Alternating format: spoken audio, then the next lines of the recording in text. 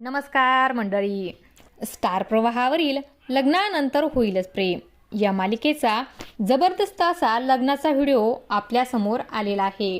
आणि ह्या व्हिडिओमध्ये आपल्याला असं बघायला मिळणार आहे की काव्या पार्थ जीवानंदिनीची लग्नाची वरात ही निघालेली आहे आणि त्यात सर्वच जण खूपच एन्जॉय करताना आपल्याला बघायला मिळणार आहे.